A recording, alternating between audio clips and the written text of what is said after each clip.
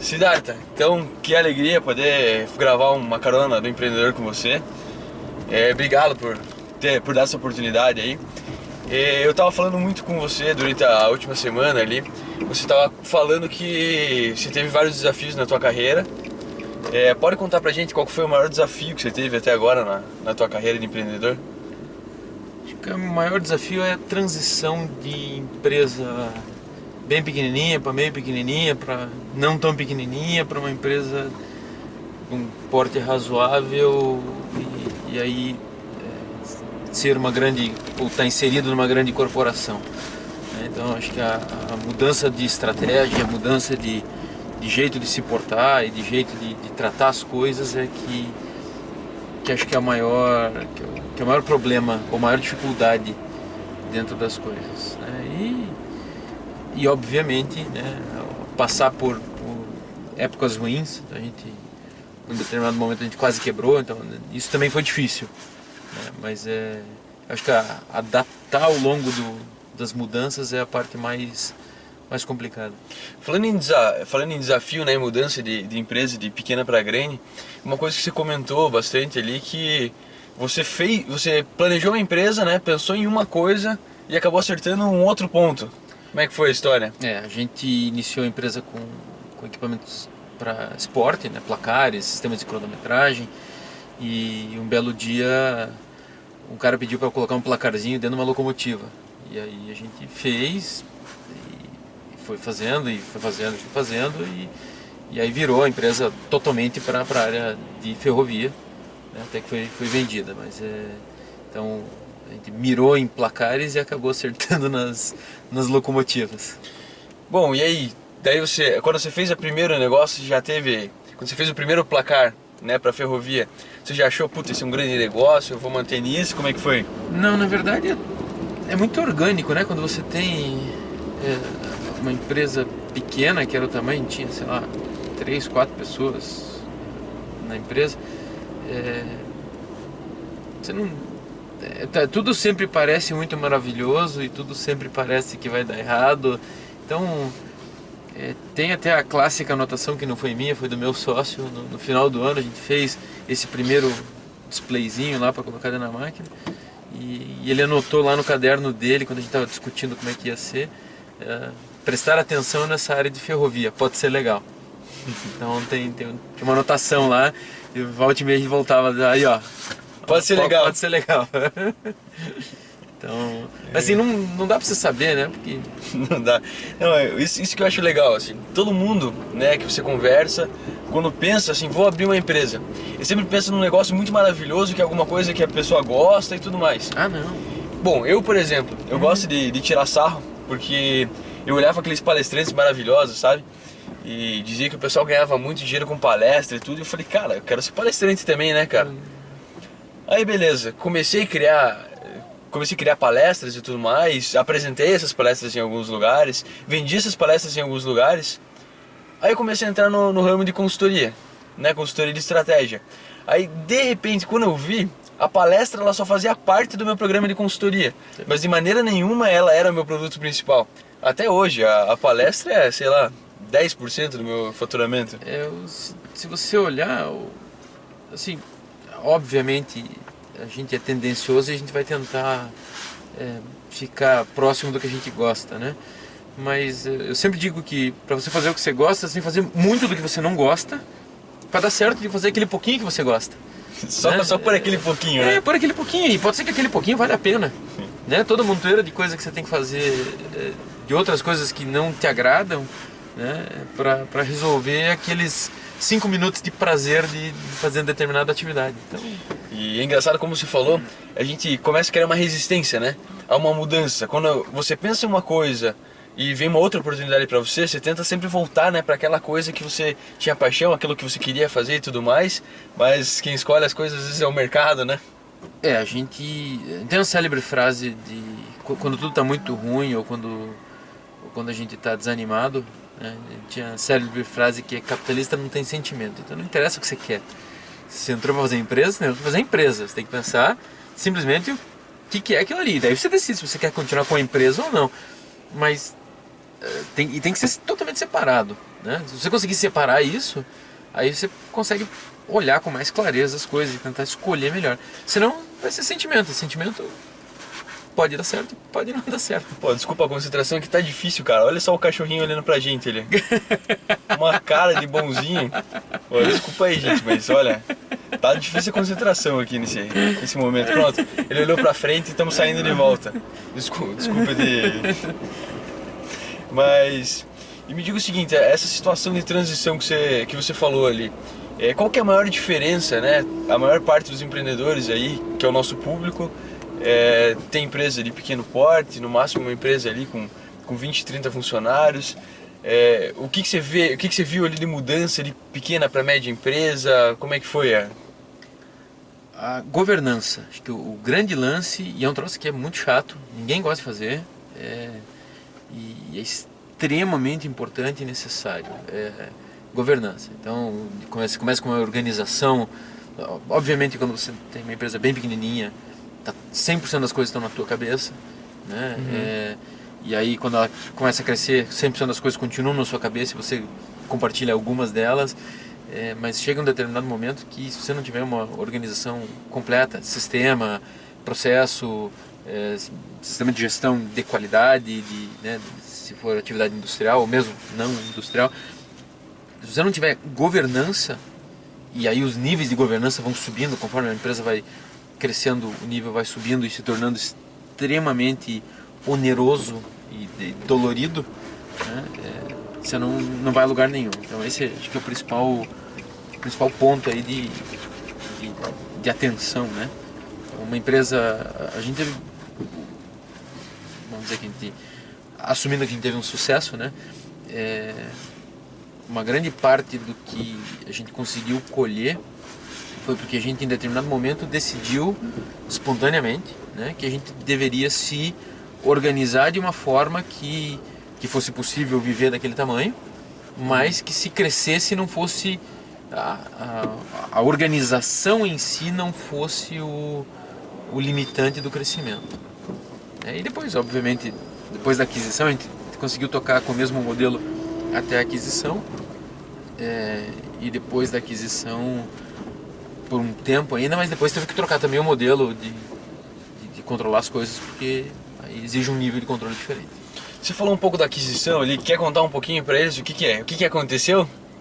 Aconteceu que a gente estava exposto o suficiente no mercado nacional, a gente criou um produto que era uma automação de locomotiva e a gente tinha já vários clientes. E sorte, né, timing, né, onde a competência junta com a oportunidade,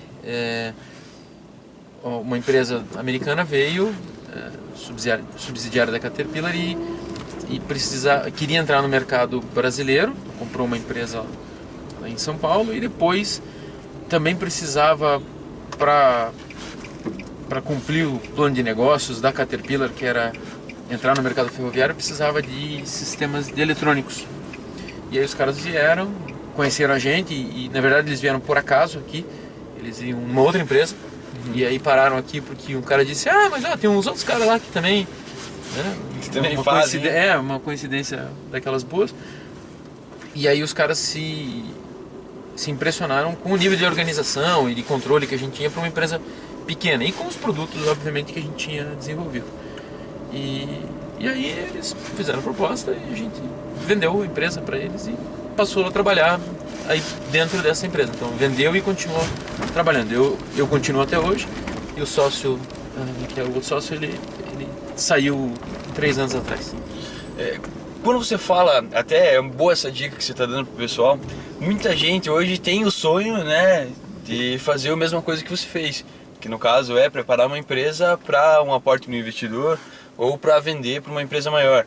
E você falou sobre o nível de organização, então acho que como uma última dica aqui, você falou que o nível de organização que eles viram dentro da tua empresa foi algo que levou eles a serem atraídos pela empresa. Você podia dar uma dica assim, o que é esse nível de organização que você está falando? Eu vou falar uma coisa que você não perguntou, mas eu vou falar. A primeira coisa que você tem que fazer quando você quiser, se você quiser vender a sua empresa, porque eu nunca sonhei em vender a minha empresa, antes aconteceu por acaso. Mas a primeira coisa que você tem que ter na cabeça é o desapego. Porque sua empresa não é a melhor coisa do mundo, ela é só um negócio. Então, voltamos àquela questão de frieza, né? exatamente. Então é o desapego. Você topa vender? Então topo, sim ou não, né? Então dá valor, tal, isso é outra discussão. Então você tem que ter na tua cabeça isso. Então essa é a primeira coisa, porque senão você não consegue negociar. Você acha que ela vale o mundo e ela não vale, né? O nível valor sentimental dela pra mim, né? Exatamente. O cara que está comprando não quer nem saber do seu valor sentimental, né? Acho que o nível de organização é o seguinte, financeiro, importantíssimo, tá? E nível de organização de procedimentos de qualidade, de procedimentos administrativos e de procedimentos em geral. Então, ISO 9001, pra que eu preciso? Cara, você precisa porque você precisa se organizar. De alguma forma você precisa ter processos bem definidos para que você consiga enxergar o que está fazendo, né? Mas ISO não garante, não. De fato não garante. Ela só organiza os seus processos.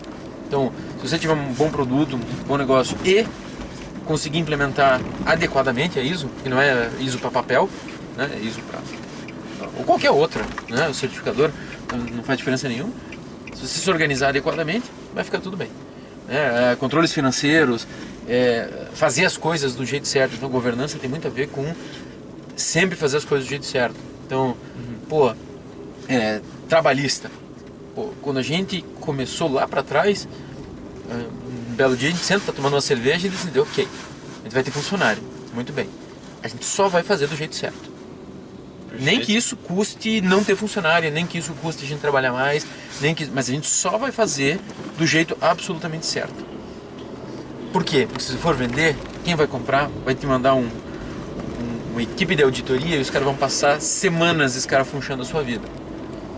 E trabalhista é o pior dos problemas. Então, lá os caras mandaram uma auditoria, os caras vieram em 8 pessoas, a empresa tinha 15, 20 pessoas. Foram 8 caras passar 3 semanas auditando tudo que a gente fez 10 anos para trás.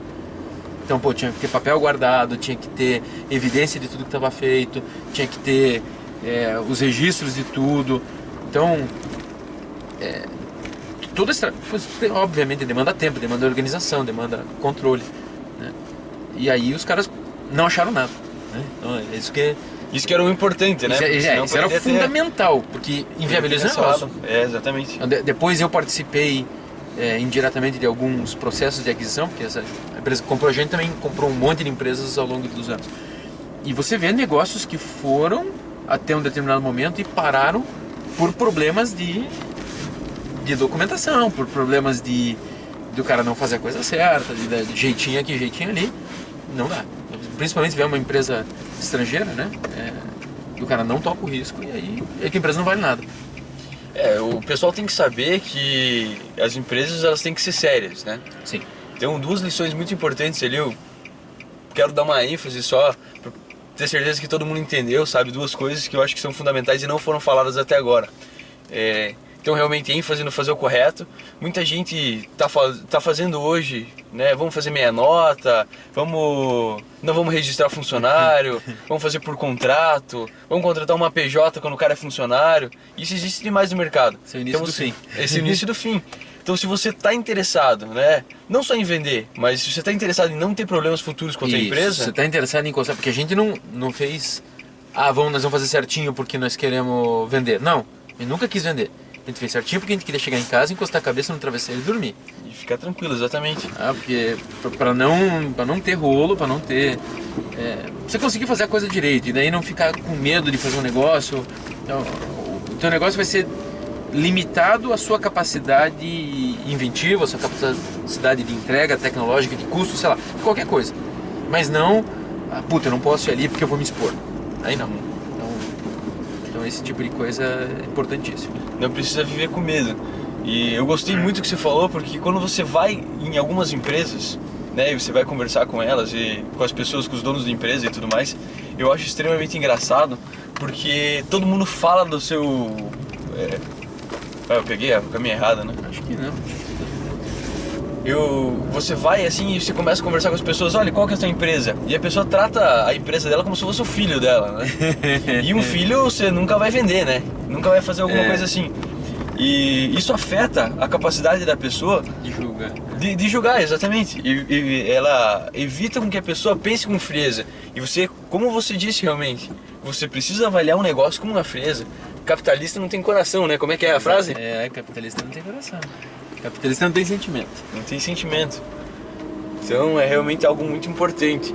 Gente, lá vou eu ter que fazer mais uma cagada aqui. Se fechar o sinal, dá pra ir. Acho que não vai rolar não. Volta na quadra. Uma volta na quadra. Vamos fazer tudo certinho, né? Já que estamos falando nisso, vamos fazer tudo certinho. Uma ideia boa. Afinal de contas, estamos se recuperando, viu, Siddhartha? Estamos se recuperando de uma colisão que a gente teve aí no carona. Ah, é? Se fosse agora, iam falar que era culpa do Pokémon GO, né? Mas como aconteceu antes de ser lançado aqui no Brasil, não foi esse o problema. Mas tudo bem, já estamos recuperados. O trauma já passou, já podemos... Você consegue falar de novo? Já consigo falar de novo. A gente estava comentando que é o seguinte, empreendedorismo é assim, né? Empreendedorismo é igual aqui no carona, né? É cheio de altos e baixos, é cheio de acidentes. De repente você tá tudo bem com a tua empresa, daí de repente, né, tem uma notícia ruim, tem uma crise, alguma coisa assim que afeta o negócio, e a gente tem que estar preparado para tudo isso. Acho que isso é extremamente importante. É cada vez mais difícil, né? Mas tentar blindar a empresa, é meu filho, a separação que você tem, você pessoa física, você empresa, ela é extremamente importante. Então o caixa da empresa é o caixa da empresa, não é o seu caixa, né? As coisas da empresa são da empresa e não suas. Puta, mas eu vou economizar uma grana aqui de imposto. Ok, então faça do jeito certo, sei lá, faça igual para todos os sócios nós vamos comprar um carro, um compra, outro não compra. Não, você vai comprar um carro, então ok, é uma decisão da empresa comprar o carro para os sócios como parte de remuneração, ok, faça do jeito certo, né? Faça igual para todo mundo, faça... Então, essa separação e tentar manter uma posição de caixa forte para você superar os altos e baixos, né?